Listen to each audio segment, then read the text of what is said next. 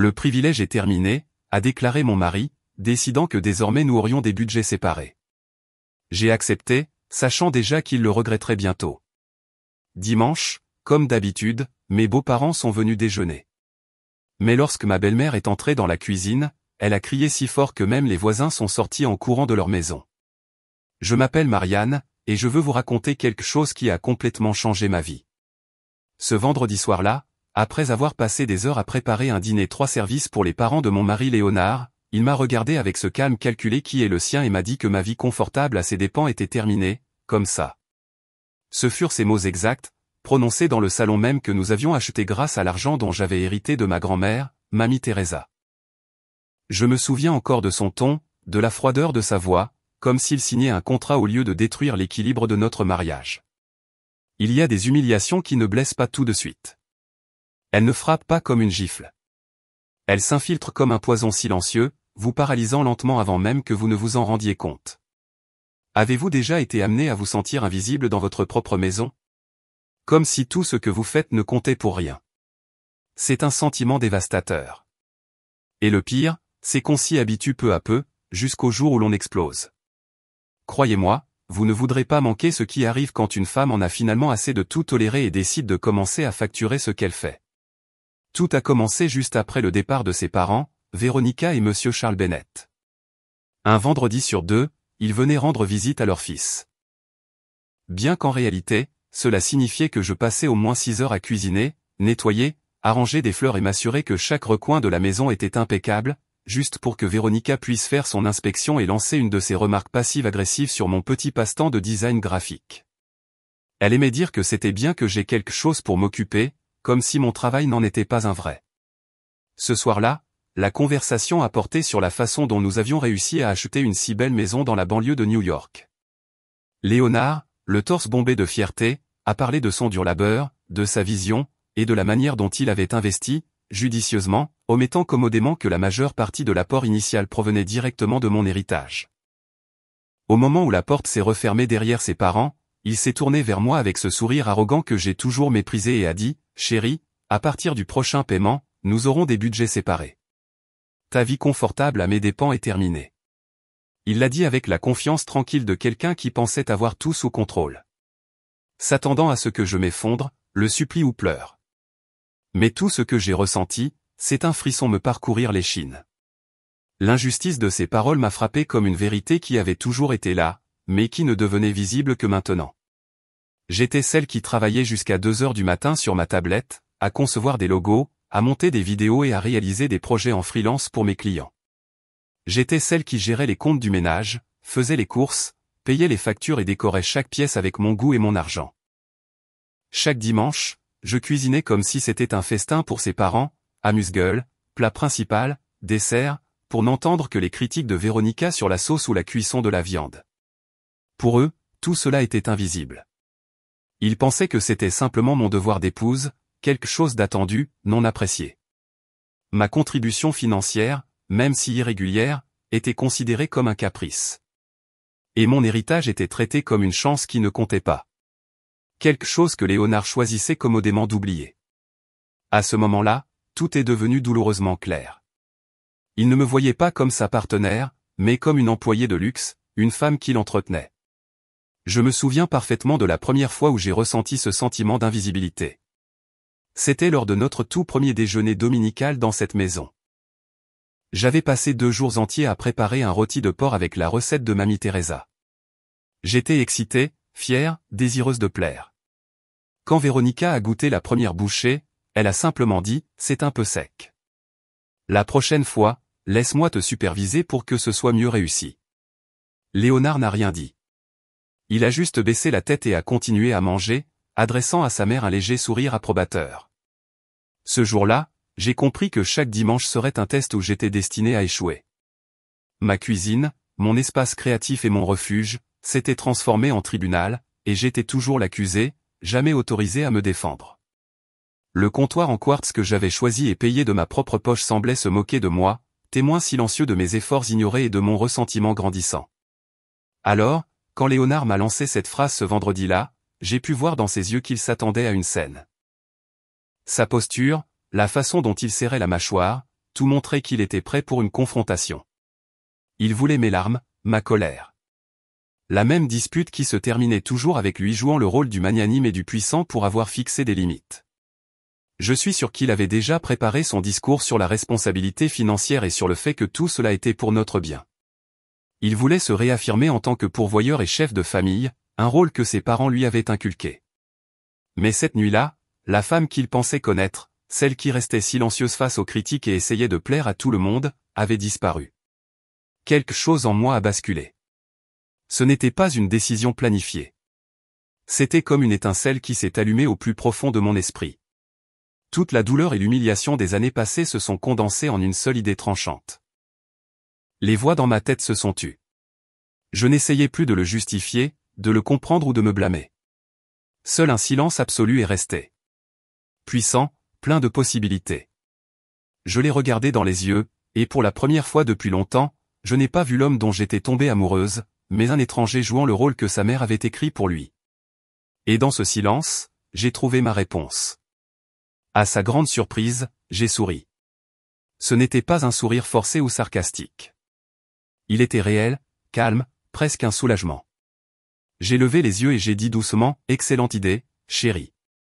Il est temps que nous ayons une certaine clarté financière. » Sa réaction fut presque comique. Il m'a juste regardé, la bouche entr'ouverte, ne sachant pas si j'étais sérieuse ou si je me moquais de lui. Il a cligné des yeux plusieurs fois, confus, pendant que je gardais mon ton stable et confiant. Il n'y aurait pas de guerre cette nuit-là, pas de larmes.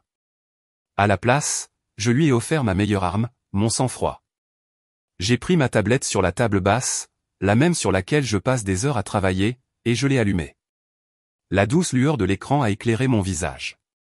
Commençons, ai-je dit. Que dirais-tu de faire une liste des dépenses communes et individuelles? Comme ça, tout sera prêt pour le prochain cycle de paiement. Je veux que ce soit juste pour nous deux. Sa confusion s'est transformée en quelque chose de proche de la peur. Il n'était pas préparé à ça, à mon calme, à mon efficacité. Il voulait du drame, mais je lui ai offert une réunion de travail. En quelques secondes, le pouvoir a changé de camp, et il ne s'en est même pas rendu compte. Cette nuit-là, alors que Léonard dormait à côté de moi, je n'ai pas pu dormir. Ma tablette reposait sur mes genoux, mais je ne travaillais pas pour un client. Je travaillais sur quelque chose de plus important, mon plan d'évasion. J'ai fait une liste détaillée de chaque tâche ménagère que j'effectuais. Planification des repas, courses, nettoyage, gestion du budget, coordination, entretien, chaque travail invisible qui faisait tourner notre vie. À côté de chaque tâche ménagère, j'ai cherché combien les gens à New York facturaient pour ces mêmes services, un chef personnel, une femme de ménage, un gestionnaire de maison, un organisateur d'événements. Les chiffres se sont additionnés un par un jusqu'à former un total surprenant. C'est à ce moment-là que j'ai su exactement ce que j'allais faire. Mon plan pour le déjeuner du dimanche a commencé à prendre forme. Un plan à la fois magnifique et terrifiant. La clarté que Léonard prétendait vouloir était sur le point d'arriver, mais pas de la manière qu'il imaginait. Le samedi matin, la maison semblait différente. L'air était immobile, lourd d'une tension silencieuse. Il n'y avait pas de cliquetis de casserole, pas d'odeur d'épices, pas la course effrénée de moi essayant de rendre tout parfait. Léonard est descendu en s'attendant à me trouver dans la cuisine, peut-être pleine de regrets ou d'inquiétude. Au lieu de cela, il m'a trouvé assise sur le canapé du patio avec une tasse de café à la main et ma tablette sur les genoux. Il m'a regardé en silence, attendant que je parle. J'ai levé les yeux et j'ai souri calmement. « Bonjour, chérie », ai-je dit. J'ai merveilleusement bien dormi. Son visage était impayable. Il ne comprenait rien. La paix était devenue ma nouvelle arme, et il n'avait aucune défense contre elle. Il n'avait pas réalisé que la femme qu'il avait humiliée la veille n'existait plus. À sa place se trouvait une stratège qui avait passé la nuit à calculer le prix exact de sa liberté. Toute la journée, il a essayé de me provoquer, lançant des commentaires sur combien il devait être agréable de profiter de ma journée de congé, comme s'il ne savait pas que mes semaines étaient remplies de travail sans fin et de nuits blanches. Alors que j'étais concentré sur l'un de mes designs, il est passé derrière moi et a dit d'un ton moqueur, « Heureusement que tu as du temps pour tes petits dessins. » Chaque mot de sa part creusait un fossé plus profond entre nous. Autrefois, des phrases comme celle-là m'auraient blessé, m'auraient fait sentir coupable ou paresseuse. Mais maintenant, Chaque commentaire n'était qu'une ligne de plus dans la facture mentale que j'étais en train de rédiger. J'écoutais sans réagir, hochant la tête avec une sérénité calme qui le rendait fou. Et dans ma tête, j'ajoutais une charge supplémentaire pour dommages émotionnels. Il ne réalisait pas qu'il ne parlait plus à sa femme, mais à une prestataire de service sur le point de lui remettre sa facture. Son arrogance était le carburant qui alimentait ma nouvelle détermination. Cet après-midi-là, je suis allé à l'épicerie, mais ce n'était pas la sortie de course habituelle du week-end. Il n'y avait pas de côte de porc pour son père, pas de vin cher que sa mère aimait, pas d'ingrédients pour ses festins familiaux. Cette fois, j'ai parcouru les allées avec un objectif différent. J'ai acheté du yaourt grec juste pour moi, un bon filet de saumon, des avocats, des myrtilles et le café de spécialité que j'adore. Chaque article que je plaçais dans le chariot était une déclaration silencieuse d'indépendance. À la caisse, j'ai payé avec ma propre carte et j'ai ressenti une satisfaction petite mais puissante. C'était la première fois depuis longtemps que j'achetais de la nourriture juste pour moi, pour mon goût, ma santé, mes besoins. C'était un geste simple, mais il ressemblait au premier pas vers la reconquête de mon espace, non seulement dans la maison, mais dans ma vie.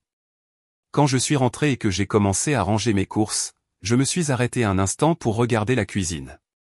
Cette cuisine de rêve avec son îlot en quartz blanc veiné et ses appareils en acier inoxydable était ma fierté.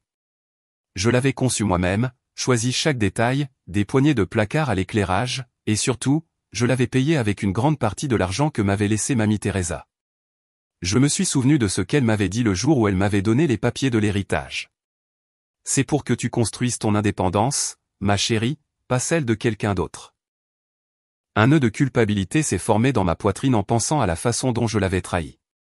Comment j'avais permis que mon investissement devienne la scène de ma propre servitude. Mais cette culpabilité s'est rapidement transformée en une décision aussi ferme que l'acier. J'honorerais sa mémoire, et cette cuisine deviendrait le lieu où mon indépendance renaîtrait. Alors que le soleil se couchait derrière les immeubles de New York, le doute a tenté de s'insinuer dans mon esprit. Assise sur le porche, je me demandais si je n'étais pas trop radical.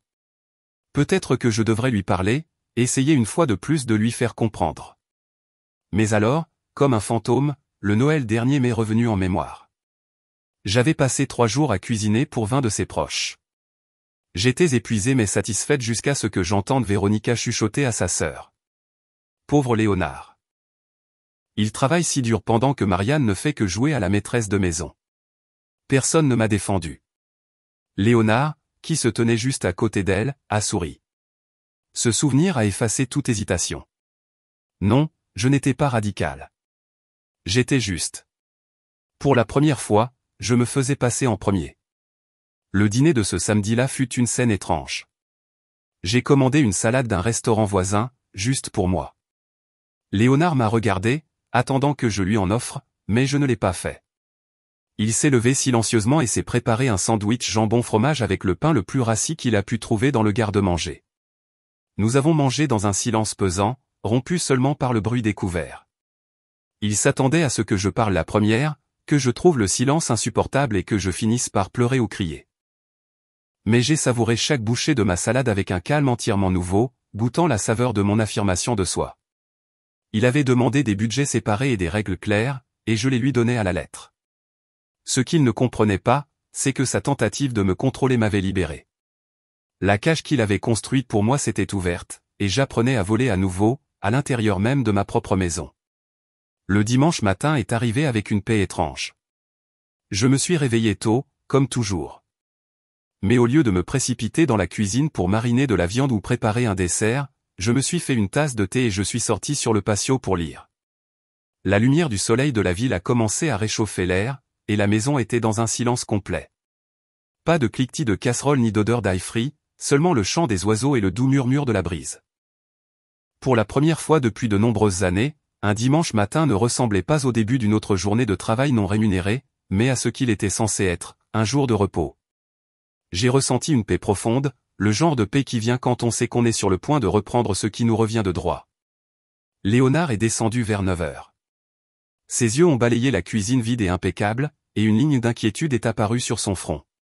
Ne me dis pas que tu ne cuisines pas. Mes parents arrivent à 13 heures, a dit Léonard, sa voix presque enfantine. Comme un enfant qui a peur que sa fête d'anniversaire soit sur le point d'être annulée. Je l'ai regardé par-dessus mon livre et j'ai répondu aussi naturellement que si nous parlions du temps. Non, chérie. Les déjeuners du dimanche faisaient partie de mes services de gestion domestique. Et comme nous avons maintenant des budgets séparés, ce service a un coût. Si tu souhaites m'engager, nous pouvons discuter des tarifs. Son expression est passée de la confusion à l'incrédulité, puis à une colère à peine contenue. Je pouvais presque entendre les engrenages dans sa tête tourner désespérément, cherchant un moyen de reprendre le contrôle. Mais je ne jouais plus à son jeu. Quelques minutes plus tard, son téléphone a sonné. Bien sûr, c'était Véronica.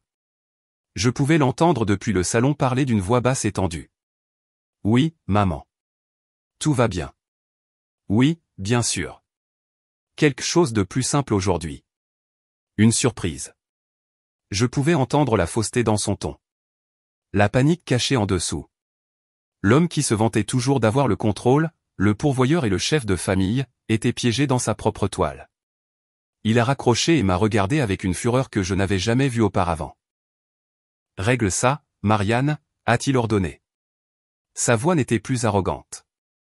Elle était désespérée. J'ai simplement secoué la tête. « Je suis désolé, Léonard. Tu as fixé les règles. » Avec un calme qui m'a même surprise, j'ai pris ma tablette, la même qu'il avait toujours méprisée comme mon petit jouet à dessin. J'ai ouvert l'application de tableur où j'avais ébauché mon plan le vendredi soir et j'ai créé un nouveau document avec un design propre et professionnel, comme ceux que je présente à mes meilleurs clients. En haut, j'ai écrit « Facture pour services de cuisine et de gestion domestique ». J'ai commencé à détailler les coûts, planification du menu, achat d'ingrédients de qualité, préparation et cuisson, 6 heures de travail au tarif d'un chef privé, service à table et nettoyage. Chaque ligne avait une valeur basée sur les prix réels du marché à New York. Le total était beau, net, rond et absolument juste. Mon outil de travail était devenu l'instrument de ma propre justice.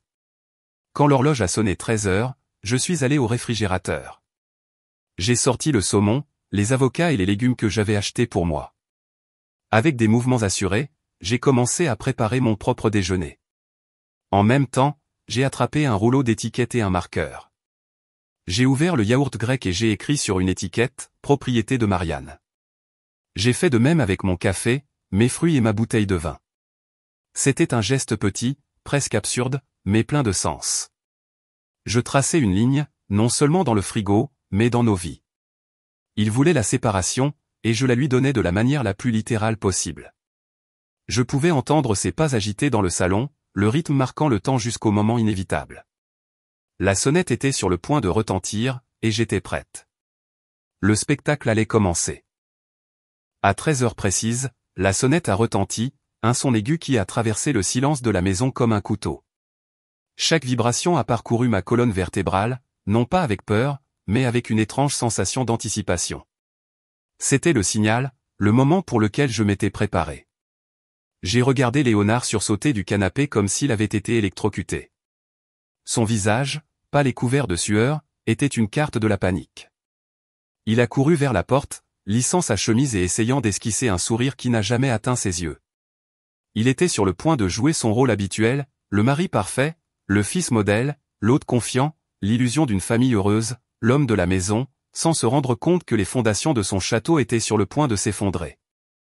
Depuis la paume du patio, mon café encore chaud à la main, j'avais l'impression d'assister à une pièce de théâtre. J'étais la metteuse en scène, et il était le protagoniste tragique, ignorant qu'il était sur le point d'affronter l'acte final. Au moment où il a ouvert la porte, sa transformation a été instantanée.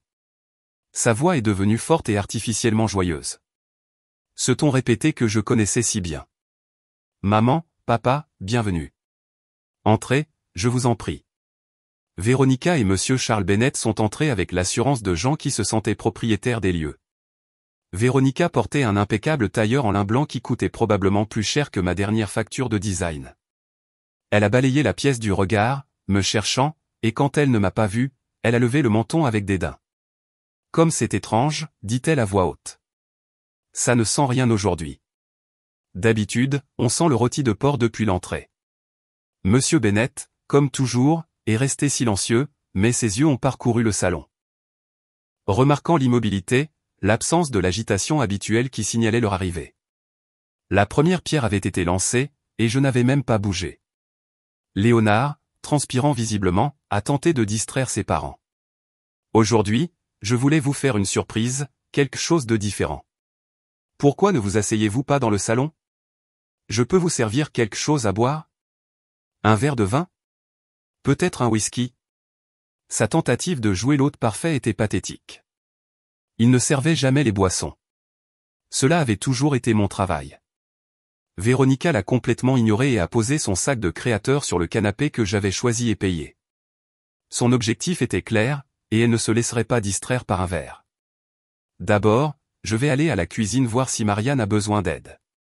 Elle est probablement débordée par la surprise qu'elle a préparée. Le mot « surprise » dégoulinait de sarcasme.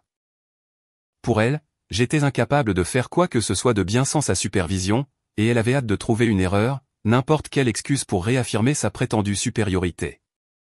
Avec la détermination d'un général inspectant ses troupes, elle s'est dirigée vers la cuisine. Léonard a essayé de l'arrêter, posant une main sur son bras. « Maman, vraiment, ce n'est pas la peine. »« Je m'en occupe, » dit-il, presque suppliant. Elle l'a repoussé avec impatience, comme on chasse un enfant agaçant. « Ne sois pas ridicule, Léonard. Je connais ta femme. Elle a probablement besoin d'aide. » Et sans attendre de réponse, elle s'est dirigée vers le couloir. De mon siège sur le patio, à travers la porte vitrée, j'avais une vue parfaite sur la scène qui se déroulait. J'ai vu le dos raide de Léonard, ses épaules impuissantes affaissées. Je n'ai pas eu pitié de lui. Ce que j'ai ressenti, c'était un calme étrange, presque agréable. C'était une justice poétique. Il avait déchaîné cette tempête avec son arrogance, et maintenant il devrait faire face à l'ouragan. Il avait lui-même invoqué sa mère. La sérénité qui m'emplissait était si profonde qu'elle semblait presque surnaturelle, la paix de savoir que pour la première fois, le scénario était entièrement entre mes mains. C'est dans ce bref moment de silence avant la tempête que j'ai entendu la phrase qui a scellé ma décision. Monsieur Bennet, qui était resté près de la porte, s'est approché de son fils et a demandé à voix basse, « Tout va bien, mon fils? Tu as l'air nerveux. » La réponse de Léonard fut un murmure venimeux plein de mépris. Mais j'ai saisi chaque mot. « Ce n'est rien, papa. Elle fait juste encore son drame. J'ai dû la remettre à sa place à propos de l'argent. Elle s'en remettra une fois qu'elle réalisera qu'elle ne peut pas vivre sans ma carte de crédit. » Chaque mot était un clou de plus dans le cercueil de notre mariage. Ce n'était pas une dispute ou un malentendu. C'était ainsi qu'il me voyait vraiment. Un fardeau, un parasite, une femme qui, dans son esprit, ne pouvait pas survivre sans lui. À ce moment-là, mon plan a cessé d'être une leçon et est devenu une sentence. Véronica est entrée dans la cuisine. Le silence qui a suivi en disait plus que n'importe quel mot. Je pouvais imaginer la scène sans même bouger. Ses yeux balayant les comptoirs en quartz blanc impeccable, l'évier sec et brillant, la cuisinière froide, les placards fermés, tout immaculé, comme une photo de magazine, mais totalement sans vie. Elle s'attendait à l'odeur des épices, à la chaleur du four, au bouillonnement des casseroles. Au lieu de cela, elle a trouvé un silence stérile, le vide d'une routine brisée. Je pouvais presque sentir sa confusion, son esprit s'emballant pour trouver une explication logique. Peut-être pensait-elle que la nourriture était dans le four du patio ou que tout était prêt et que j'attendais juste de servir. Mais cette immobilité devait ronger son raisonnement. Puis est venu le cri. Ce n'était pas juste un cri de surprise. C'était un rugissement de pure fureur, un son guttural qui a déchiré l'air et secoué les murs de la maison. C'était le cri d'une reine qui avait été défiée, d'une matriarche qui n'avait pas reçu son tribut. J'ai entendu les pas précipités de Léonard et de Monsieur Bennet se ruer vers la cuisine. Ils sont entrés pour trouver Véronica debout au milieu du sol carrelé que j'avais choisi, le visage rouge, un doigt tremblant pointé vers le réfrigérateur. Son expression était un mélange de rage et d'incrédulité, comme si elle avait découvert un acte de trahison au lieu d'une cuisine vide. Le spectacle avait atteint son premier climax. Le visage de Léonard a changé. La confusion a fait place à la panique, puis à une fureur froide lorsque ses yeux ont finalement rencontré les miens. Je me tenais dans l'embrasure de la porte menant au patio, observant tout avec un calme qui devait lui paraître inhumain. Dans mes mains, j'avais ma tablette, mon outil de travail, ce petit jouet à dessin dont il se moquait. L'écran allumé jetait une douce lueur sur mon visage. La tension dans la pièce était assez épaisse pour être touchée. Monsieur Bennett regardait de moi à sa femme et de retour à son fils, essayant de comprendre ce qui se passait. Mais Véronica n'avait pas besoin d'explication. Pour elle, le coupable se tenait juste devant ses yeux. Ses petites pupilles sombres se sont fixées sur les miennes, brûlant d'une fureur qui promettait la guerre. Je savais que j'étais sur le point d'affronter la colère d'une femme qui n'avait jamais entendu le mot « non ». Avant que Léonard ne puisse trouver une excuse ou que son père n'intervienne, Véronica a repris son souffle et a parlé d'un ton qui a fendu l'air comme un fouet. « Aurais-tu l'amabilité de nous expliquer ce que cela signifie, Marianne » a-t-elle craché, chaque mot dégoulinant de dédain. « C'est censé être une blague ? Il est 13h15. Où est le déjeuner que tu étais censé préparer ?» L'accent mis sur « censé » disait tout.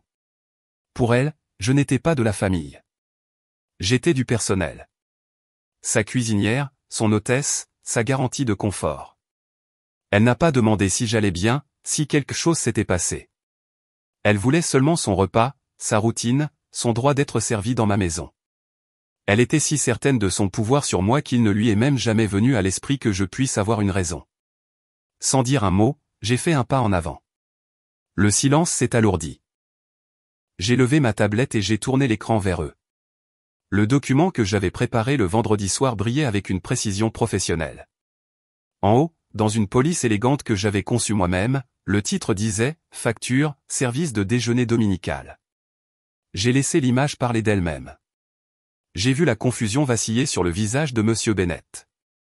La fureur de Véronica s'est dissoute en stupéfaction et une terreur pure a éclaté dans les yeux de Léonard. Lui et lui seul a compris immédiatement ce qu'il voyait. Il avait demandé de la clarté financière, et je la lui servais sur un plateau d'argent. Avec un calme si froid qu'il a glacé l'air, j'ai levé la tablette plus haut, laissant la lumière bleutée de l'écran baigner leur visage stupéfait. Le silence dans la cuisine pesait sur mes oreilles. M. Bennett clignait des yeux à plusieurs reprises, comme s'il essayait de se concentrer sur une réalité qui n'avait aucun sens pour lui. Véronica, en revanche, était passée d'une colère ardente à une confusion absolue, si complète qu'elle semblait effacer toute pensée de son esprit. Sa bouche s'ouvrait et se fermait sans un son, comme un poisson hors de l'eau. Mais c'est le visage de Léonard qui est resté gravé dans ma mémoire comme une photographie. Sa peau cireuse et pâle, ses traits tendus et vidés de leur couleur. Ses yeux fixés sur l'écran ne contenaient aucune colère, aucune fierté blessée, seulement une peur brute et nue. La peur d'un homme qui regarde le château de cartes de son contrôle, si soigneusement construit, s'effondrer sous un simple souffle de vérité. Véronica fut la première à rompre le silence. Elle le fit avec un rire, un son aigu et creux. Ce n'était pas sincère ou amusé, mais le réflexe nerveux de quelqu'un qui essaie de reprendre le contrôle d'une situation qui lui échappe. « Oh, s'il te plaît, Marianne. » « Quelle blague idiote, dit-elle en feignant le calme. « Allez, maintenant. Arrête tes simagrées. Éteins cette chose et dis-nous ce que tu as préparé pour le déjeuner. Tu dois le cacher quelque part pour nous surprendre. » Elle s'est approchée de moi avec ce sourire forcé qu'elle utilisait chaque fois qu'elle voulait rappeler à tout le monde qui, selon elle, était aux commandes. Elle a levé la main pour me tapoter le bras, condescendante, presque maternelle. Mais je n'ai pas bougé. Sa main n'a rencontré que le vide. Son sourire a disparu instantanément. Mes yeux n'ont jamais quitté les siens. Ce n'est pas une blague, Véronica, ai-je dit lentement. C'est une proposition commerciale. Ma voix semblait étrangement étrangère, comme si elle n'appartenait pas à cette maison, comme si c'était la voix d'une dirigeante dans une salle de conseil, pas d'une épouse dans sa propre cuisine. J'ai parlé avec la précision de quelqu'un qui présente un rapport. Comme Léonard l'a proposé vendredi, nous avons mis en place une séparation complète des budgets. Et comme la restauration d'événements familiaux ne faisait pas partie de notre accord initial, elle est maintenant facturée séparément. Le tarif standard est de $350 et comprend la planification du menu, l'achat d'ingrédients de haute qualité, 6 heures de travail au tarif d'un chef privé à New York, le service à table et le nettoyage après le repas. Chaque mot était froid, calculé, dépouillé de toute émotion. Je parlais leur langue, l'argent, les chiffres, les transactions, la seule langue qu'ils respectaient. C'est alors que Léonard a réagi, non pas avec des mots, mais avec un mouvement violent. Il a fait un grand pas vers moi, essayant de m'arracher la tablette des mains, comme si la détruire pouvait effacer la réalité affichée sur son écran. « Ça suffit, Marianne. Donne-moi ça, grogna-t-il, la voix basse et épaisse d'une rage contenue. Qu'est-ce que tu crois que tu fais?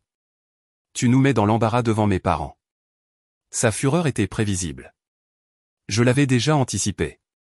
J'ai reculé calmement, gardant la tablette hors de sa portée. Je l'ai regardé droit dans les yeux sans une once de peur. La femme qui avait l'habitude de se recroqueviller à ses cris avait disparu. À sa place se tenait une immobilité inébranlable, un calme encore plus froid qui le déstabilisait encore plus que la facture elle-même. Ridicule, ai-je dit doucement mais sèchement. Laisse-moi t'expliquer ce qui est vraiment ridicule, Léonard. Ridicule, c'est toi debout dans cette même pièce me disant que ma vie confortable à tes dépens était terminée. Ridicule, c'est que tu l'aies dit en te tenant sur un sol que j'ai payé, dans une cuisine où chaque appareil a été acheté avec mon argent, à l'intérieur d'une maison dont l'apport initial, à 80%, provenait directement de l'héritage de ma grand-mère. Chaque mot a atterri comme un coup de marteau. L'impact a été immédiat.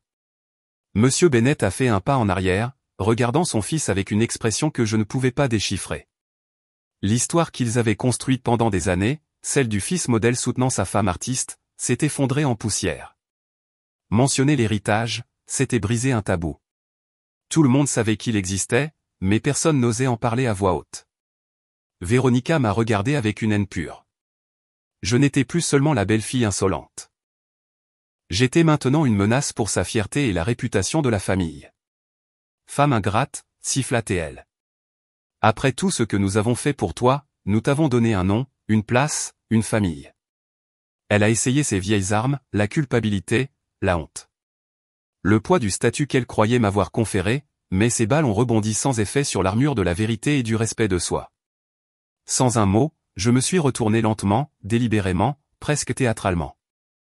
Je me suis dirigé vers le réfrigérateur, celui rempli de mes articles soigneusement étiquetés, j'ai ouvert la porte et la lumière a illuminé une petite armée d'étiquettes portant mon nom. C'était une image puissante, le symbole tangible de mon indépendance. J'ai sorti une bouteille d'eau pétillante, une de ces bouteilles chères que Léonard appelait un luxe inutile. Quand je l'ai ouverte, le sifflement de la carbonatation a résonné fort et défiant dans la cuisine silencieuse. J'ai pris une longue gorgée, gardant mes yeux fixés sur eux. Je n'ai pas parlé. Je n'en avais pas besoin. Le message était aussi clair que le verre d'eau que je buvais. C'est mon espace. Ce sont mes affaires, et je décide de ce qui se passe ici. Mon silence était ma déclaration de guerre. Le calme sur mon visage a semblé briser quelque chose en lui.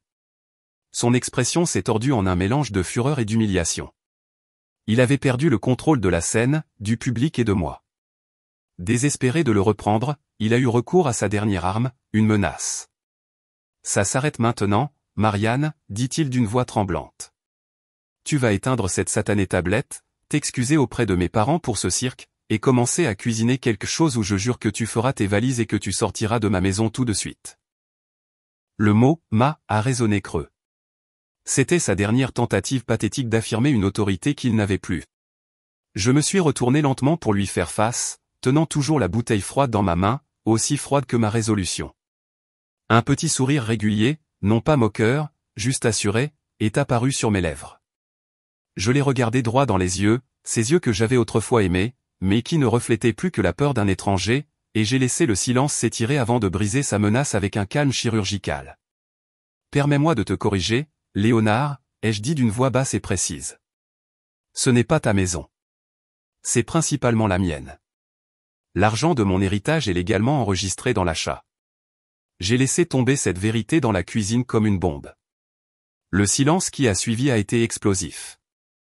J'ai vu la prise de conscience poindre sur les visages de Véronica et de Monsieur Bennett. Ils ont finalement compris qu'ils ne regardaient pas une femme rebelle. Ils se tenaient devant la propriétaire légitime de la maison dans laquelle ils se trouvaient. Léonard était sans voix. Sa menace s'est effondrée à ses pieds.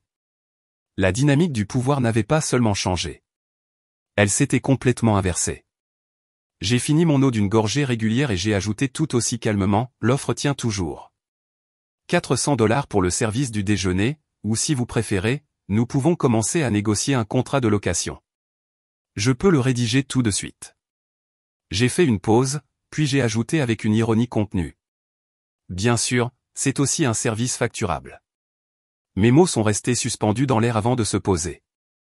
Le choc a semblé absorber tout l'oxygène de la pièce. Le silence qui a suivi n'était pas vide. Il était dense, chargé de la réalité à laquelle nous étions tous confrontés.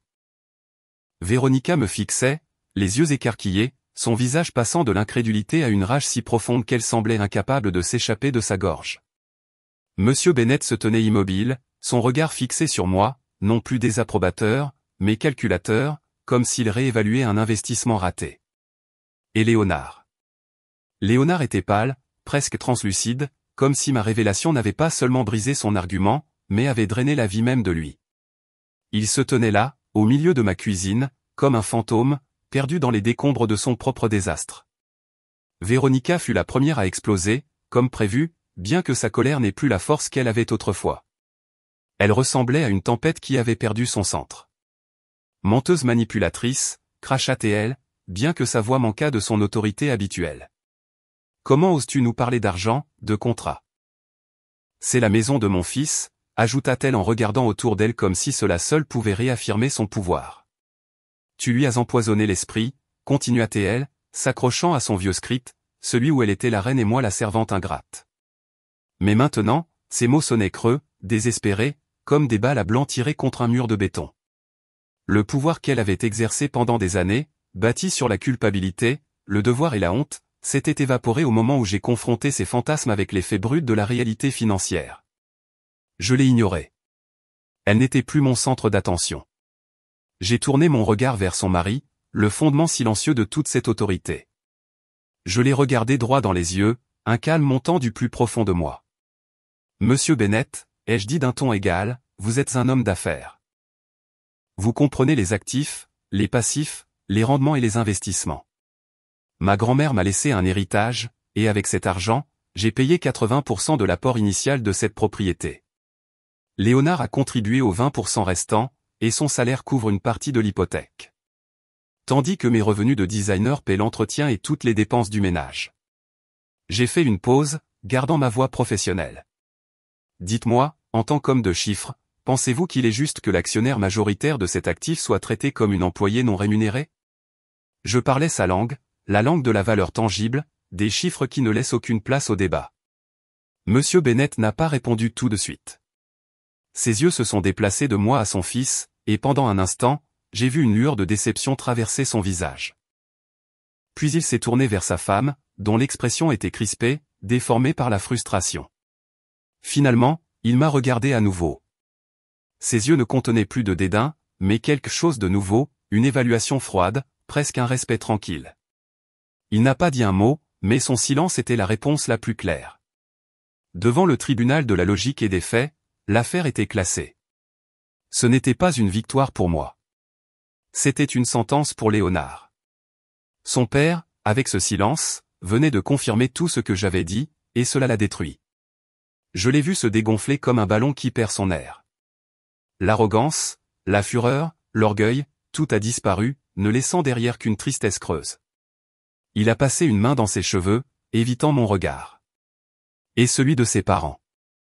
Ça suffit, Marianne, murmura-t-il, sa voix tremblante, à peine audible. Tu as gagné. C'est ce que tu voulais, n'est-ce pas? Tu as gagné. Tu as gâché le dimanche. Tu as tout gâché. Ce n'était pas des excuses. C'était la plainte d'un enfant qui blâme quelqu'un d'autre pour avoir cassé un jouet qu'il avait déjà lui-même brisé. Il me reprochait d'avoir révélé la vérité, ne réalisant pas qu'il était celui qui avait construit le mensonge. Pour Léonard, mon acte d'indépendance était un acte de destruction. J'ai lentement secoué la tête, et une ombre de tristesse sincère m'a traversé. Je n'ai rien gâché, Léonard, dis-je doucement. J'ai juste tendu un miroir. Ce que tu y as vu était déjà cassé depuis longtemps. La seule différence, c'est qu'aujourd'hui, j'ai décidé d'arrêter de prétendre que je ne voyais pas les fissures. J'ai marché calmement jusqu'à l'îlot de la cuisine et j'ai posé ma tablette sur le comptoir en quartz, à l'endroit même où mon plan avait commencé. Mon outil de travail, celui qu'il avait l'habitude de rabaisser comme mon petit jouet à dessin, reposait maintenant immobile, sa mission accomplie. La facture brillait toujours à l'écran, comme une épitaphe numérique pour notre mariage, tel qu'il avait été jusqu'à ce jour. J'ai sorti mon téléphone de ma poche. Et puisque nous sommes tous si déterminés à tout traiter comme des affaires, ai-je dit en regardant Véronica. permettez-moi un dernier geste professionnel. J'ai composé un numéro que je connaissais par cœur. Une voix a répondu immédiatement. Bonjour. Comment puis-je vous aider? Bonjour, ai-je répondu d'un ton poli, presque joyeux. Je voudrais confirmer une réservation pour 3 personnes au nom de Véronica Bennett. Oui, c'est bien ça. Pour le déjeuner. Serait-il possible d'être en terrasse? Parfait. Merci beaucoup. J'ai raccroché et je les ai regardés. Leur visage était un portrait de confusion. Je vous ai réservé une table dans l'un des restaurants les plus exclusifs de l'Upper East Side, ai-je dit d'un ton égal. C'est un cadeau de ma part. Considérez-le comme une compensation pour le désagrément et pour le service de restauration non fourni aujourd'hui. Ce n'était pas un geste de paix. C'était un geste de pouvoir, un renvoi élégant. Je leur offrais le même luxe qu'ils avaient toujours utilisé pour souligner leur supériorité. Mais cette fois, il venait de moi, non pas comme une supplique, mais comme une affirmation de hiérarchie. Le silence qui a suivi était si profond que je pouvais entendre le faible bourdonnement du réfrigérateur. Véronica a ouvert la bouche, mais aucun son n'en est sorti. Monsieur Bennett me regardait avec une expression complexe, mi-surprise, mi-légèrement amusée, comme s'il reconnaissait un coup de maître. Léonard, en revanche, s'enfonçait davantage dans sa défaite. Je ne l'avais pas battu avec des cris ou des larmes, mais avec précision, avec une courtoisie calculée qui le laissait sans armes, sans issue. Il avait perdu sur son propre champ de bataille, le pouvoir et le statut. Nous n'allons nulle part, balbutia finalement Véronica, cherchant le soutien de son mari. Charles, pour l'amour du ciel, dis quelque chose. Fais quelque chose. Mais pour la première fois depuis toutes les années que je les connaissais, Monsieur Bennett n'a pas pris son parti. Il a secoué la tête lentement avec une finalité qui ne laissait aucun doute. Allons-y, Véronica, dit-il, sa voix calme mais ferme. Je pense que Marianne a été parfaitement claire. C'était le coup de grâce. Le patriarche, le juge silencieux, venait de rendre son verdict, et il n'était pas en faveur de son propre sang. Il avait choisi la raison plutôt que la loyauté, la vérité plutôt que le faux-semblant. Le visage de Véronica s'est effondré. En quelques secondes, elle a semblé vieillir de 10 ans. Elle avait été trahie par son fils, qui n'avait pas défendu l'honneur de la famille, et abandonnée par son mari, qui refusait de mener une guerre perdue. Avec des mouvements maladroits, elle a attrapé son sac de créateur, symbole ridicule d'un statut qui n'existait plus, et sans même me regarder, elle est passée devant moi en direction de la porte d'entrée. Monsieur Bennett l'a suivie, mais s'est arrêté dans l'embrasure de la porte. Il m'a regardé un long moment et a fait un petit signe de tête. Ce n'était pas des excuses ou une approbation. C'était une reconnaissance entre égaux. Puis il est parti, fermant la porte avec un clic doux et final. L'écho de ce son est resté dans l'air, marquant la fin d'un acte et le début incertain d'un autre. Seuls Léonard et moi sommes restés dans la maison silencieuse. Il n'avait pas bougé. Il se tenait là, au milieu de la cuisine, les épaules affaissées, fixant l'espace vide que ses parents venaient de laisser derrière eux. Après un moment, il a finalement levé la tête. Ses yeux ne contenaient plus de colère, seulement de la confusion, de la perte et la compréhension amère naissante de ce qui venait de se passer. La guerre avec ses parents s'était terminée par une capitulation totale. Mais celle entre nous venait à peine de commencer, et pour la première fois, dans le silence de ma cuisine, je me sentais prête pour elle. Léonard se tenait toujours là, immobile, pétrifié, une statue au milieu des ruines de son propre royaume. Le silence que ses parents avaient laissé derrière eux était plus lourd que n'importe quel cri. Je l'ai observé pendant quelques secondes, attendant une réaction, un mot, quelque chose pour briser l'immobilité, mais rien n'est venu. Il s'est finalement assis sur l'un des tabourets de l'îlot, le même où il m'avait donné son ultimatum 2 nuits plus tôt, et a enfoui son visage dans ses mains. Il n'y avait plus de colère dans sa posture, seulement le poids écrasant d'une défaite totale. Et à cet instant, je n'ai ressenti ni triomphe ni satisfaction. Ce qui m'a envahi à la place, c'est un vide profond. La reconnaissance que l'homme que j'avais autrefois aimé n'existait plus, si tant est qu'il ait jamais vraiment existé. Devant moi ne se trouvait pas un mari, mais un étranger assis dans ma cuisine. En deuil non pas de la perte de sa partenaire, mais de la perte de son public. Cette nuit-là, nous n'avons pas échangé un mot. J'ai pris mon oreiller et une couverture et je me suis installé dans la chambre d'amis, la même que j'utilisais comme bureau. Fermer cette porte était plus définitif que n'importe quelle dispute. C'était le mur physique qui symbolisait la barrière émotionnelle qu'il avait construite pendant des années. Le lendemain matin, quand je suis descendu, il était déjà parti travailler. Sur le comptoir en quartz se trouvait une note de son écriture hâtive. Nous devons parler. Je n'ai pas lu le reste. J'ai chiffonné le papier et l'ai jeté à la poubelle. Nous avions assez parlé. Il était maintenant temps d'agir. J'ai passé la journée à contacter l'avocate Julia Harper, une spécialiste en droit immobilier et en affaires de divorce recommandée par l'un de mes clients. La conversation a été claire, directe et étonnamment libératrice. Pour la première fois, je planifiais mon avenir, pas le nôtre. Une semaine plus tard, j'ai rencontré Léonard, non pas à la maison, mais dans le cadre neutre d'un café. Je lui ai tendu un dossier. Il contenait une copie de l'acte de propriété, des relevés bancaires montrant le transfert de l'argent de mon héritage pour l'apport initial, et une proposition détaillée de partage des biens. Tout était organisé en feuilles de calcul propres et précises, aussi méticuleuses que la facture que j'avais autrefois montrée à sa mère. Je l'ai regardé lire. Son visage est devenu pâle.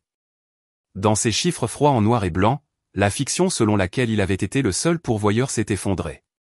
Chaque chiffre était un miroir reflétant une vérité qu'il ne pouvait plus nier. « Marianne, s'il te plaît, murmura-t-il en levant les yeux. Nous pouvons arranger ça. Je promets que je vais changer. Je mettrai des limites avec ma mère.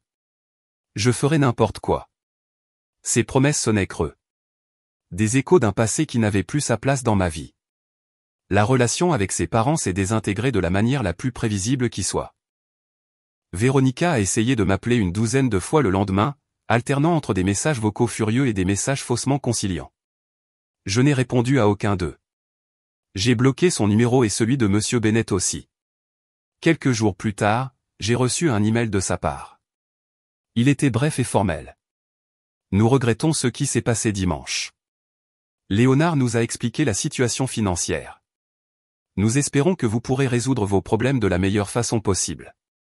Ce n'était pas des excuses. C'était un retrait stratégique. Ils savaient qu'ils avaient perdu leur accès, leur influence, leurs privilèges. Ils limitaient leurs pertes. Je n'ai plus jamais entendu parler d'eux. Et leur absence ressemblait à l'ouverture d'une fenêtre après des années à respirer de l'air vicié. Le sort de la maison, ce supposé nid d'amour qui était devenu ma cage dorée, a été résolu avec la même efficacité froide que tout le reste. Sur les conseils de mon avocate, j'ai donné 2 options à Léonard. Il pouvait racheter ma part de la propriété, ce qui signifiait obtenir une hypothèque pour près de 80% de sa valeur marchande actuelle, ou nous pouvions vendre et partager les bénéfices en fonction de nos contributions documentées. Bien sûr, il ne pouvait pas se permettre la première option. Son salaire, bien que décent, n'était pas suffisant pour maintenir l'illusion de luxe qu'il aimait projeter sans mon capital. À contre-cœur, il a accepté de vendre.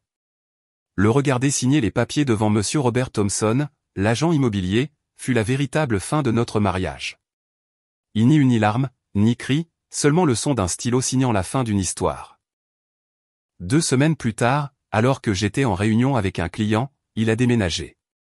Quand je suis rentré, la moitié des placards étaient vides. Ses affaires personnelles avaient disparu. Sur le comptoir, il a laissé ses clés dans une note. Je suis désolé. Je n'ai jamais su de quoi il était désolé. De m'avoir humilié, d'avoir détruit notre mariage, ou simplement de s'être fait prendre. Par un ami commun, j'ai appris plus tard qu'il avait emménagé dans un petit appartement près de son bureau, fonctionnel, sans charme, à l'étroit. Sa vie confortable était terminée, mais pas à mes dépens. Elle s'était effondrée sous son propre poids. Il voulait des budgets séparés et il s'est retrouvé avec une vie séparée. La maison s'est vendue rapidement sur le marché concurrentiel de New York. Le jour de la clôture, j'ai reçu un virement suffisamment important pour garantir non seulement la sécurité, mais la liberté. Avec une partie de cet argent, j'ai loué un magnifique loft à Soho. Mur en briques, grande fenêtre et une lumière chaude inondant mon nouvel espace. Marianne Carter Design Studio. Le reste, je l'ai investi en suivant le conseil de Mamie Teresa. Construis ton indépendance, pas celle de quelqu'un d'autre. Mon entreprise a commencé à prospérer sans les déjeuners du dimanche, sans la pression constante de chercher une approbation qui ne venait jamais. Ma créativité a pris son envol. J'ai décroché des clients importants, des projets ambitieux. Ce qui avait été autrefois mon passe-temps, est devenue une entreprise solide. Maintenant, quand je suis assise dans mon studio avec ma tablette sur les genoux, je pense parfois à cette cuisine en quartz blanc, non pas avec amertume, mais avec une gratitude tranquille. Ce fut la scène de ma plus grande humiliation, oui, mais aussi de ma libération. De nos jours, je ne cuisine que pour le plaisir. J'invite des amis qui apprécient ma nourriture et remplissent ma maison de rire au lieu de critiques. Léonard, Véronica et Monsieur Bennett ne sont que des personnages dans une histoire lointaine, des ombres d'une autre vie. Je ne leur veux aucun mal. Je ne leur souhaite tout simplement rien du tout. Ils n'occupent aucun espace dans mon présent. La vie que j'ai maintenant, je l'ai conçue moi-même, avec mes propres règles, mes propres couleurs, mon propre rythme. Les vendredis soirs ne sont plus quelque chose que je redoute, mais quelque chose que je célèbre. Parfois, je commande ma nourriture préférée. D'autres fois, j'ouvre une bouteille de vin et je travaille tard sur un projet qui me passionne, simplement parce que j'en ai envie. Je regarde cet espace qui est entièrement le mien, construit avec mon travail et mes efforts. Et je comprends enfin ce que signifie la vraie richesse. Ce n'est pas dans une immense maison ou un dîner 3 services. C'est dans la paix tranquille de vivre selon ses propres règles. Mon nom n'apparaît plus sur des étiquettes de fortune à l'intérieur d'un réfrigérateur. Il est gravé sur la porte de mon studio, sur mes factures, sur mes contrats de projet, et sur le contrat de mon bonheur. C'est une valeur que personne ne pourra jamais mesurer ou m'enlever. Si j'ai appris quelque chose de ce tourbillon, c'est que votre valeur n'est pas une opinion que les autres peuvent débattre. Elle ne se mesure pas à l'approbation d'un mari, aux louanges d'une belle-mère ou à la validation de qui que ce soit d'autre. C'est un fait. Pendant des années, j'ai laissé leur perception de moi définir la mienne. J'ai laissé leur cécité me faire disparaître. Leurs critiques m'ont convaincu que je n'étais pas assez. Je pensais que si seulement j'essayais plus fort, si je cuisinais mieux, si je gardais la maison impeccable, ils finiraient par voir ma valeur. Mais le problème n'a jamais été mon effort. Le problème était leur incapacité à le reconnaître. La plus grande leçon n'a pas été de leur enseigner ma valeur. C'était de me la rappeler à moi-même. L'ironie, c'est que Léonard avait raison sur une chose. Il était temps de mettre fin à la vie confortable aux dépens de quelqu'un d'autre. Il s'est juste trompé de personne. La vie confortable était la sienne, construite sur mon héritage, soutenue par mon travail invisible, et décorée avec mon énergie émotionnelle. Lui et ses parents avaient profité des avantages d'un partenariat où un seul partenaire payait le prix fort. Mon histoire n'est pas unique. Des millions de femmes à travers le monde sont des partenaires silencieuses dans leur propre vie, apportant un capital invisible, temps, énergie, amour, organisation, des actifs qui n'apparaissent jamais sur aucun bilan. Pourtant, sans elles, tout s'effondrerait. Cette facture que j'ai montrée sur ma tablette n'a jamais vraiment concerné 350 $. C'était une déclaration de principe, une limite que j'aurais dû tracer bien avant. Mettre un prix sur mon travail n'a jamais été pour m'enrichir. C'était ma façon de faire comprendre que ce que je fais n'est pas gratuit. Parfois, la seule façon de faire comprendre aux gens la valeur de ce que vous faites est de leur montrer le coût de ne pas l'avoir. Les limites ne sont pas des murs pour tenir les autres à l'écart. Ce sont des lignes que nous traçons pour nous protéger, pour enseigner au monde comment nous méritons d'être traités. Et la leçon la plus difficile et la plus vitale est la suivante, c'est vous qui devez tenir ce crayon. Personne d'autre ne tracera la ligne pour vous. La vraie force ne crie pas toujours. Parfois, elle se révèle dans la certitude tranquille d'une décision ferme. Mon pouvoir n'est pas venu du conflit. Il est né dans le calme profond de ce vendredi soir où son humiliation n'a pas rencontré mes larmes, mais mon sourire. Nous vivons dans une société qui apprend aux femmes à se défendre par l'émotion, à pleurer, à supplier, à expliquer. Mais il y a une immense puissance dans la logique, dans la sérénité, dans l'utilisation des outils même du système qui essaie de vous retenir pour vous libérer. Ma tablette, ce petit jouet à dessin, dont il se moquait autrefois, est devenu mon épée. Mes connaissances en gestion domestique et en finance sont devenues mon bouclier. Je n'ai pas eu besoin d'élever la voix. J'ai simplement présenté les faits. Et les faits, contrairement aux opinions, ne sont pas sujets à débat. Et si vous qui écoutez mon histoire, vous vous êtes déjà senti invisible, sous-estimé ou considéré comme acquise, je veux que vous sachiez quelque chose. Votre travail, vos efforts, votre temps comptent, même si personne d'autre ne tient les comptes. N'attendez pas l'humiliation pour commencer à valoriser ce que vous faites. Commencez aujourd'hui. Faites une liste mentale de tout ce que vous apportez, de chaque tâche, de chaque détail que vous faites fonctionner sans reconnaissance. Soyez votre propre comptable. Reconnaissez votre capital invisible. Car le premier pas pour gagner le respect des autres est de se respecter soi-même avec une conviction qui ne cède devant personne. Votre paix, votre dignité et votre énergie n'ont pas de prix, et vous n'avez besoin de la permission de personne pour les revendiquer. Mon histoire a trouvé sa fin, une fin que j'ai écrite, produite et financée moi-même. Mais je sais qu'il y en a des milliers comme la mienne qui sont encore en train de s'écrire, des histoires qui se déroulent chaque jour dans les cuisines, les bureaux et les salons du monde entier. La mienne s'est terminée par la vente d'une maison. Mais en vérité, elle a commencé par l'achat de ma liberté. Et c'est un investissement qui ne perd jamais sa valeur. Aujourd'hui, ma vie n'est pas parfaite, mais elle est entièrement mienne. Et cette propriété, la propriété de mon indépendance, est la seule qui compte vraiment. Avez-vous déjà dû mettre un prix sur votre paix juste pour que quelqu'un en comprenne la valeur? Si mon histoire sur la façon dont j'ai transformé une cuisine en salle de conseil et une facture en déclaration d'indépendance a résonné en vous, laissez-moi un commentaire et racontez-moi votre expérience. Et si comme moi, vous croyez que chaque femme mérite que sa valeur soit reconnue et jamais sous-estimée, abonnez-vous à la chaîne et activez les notifications.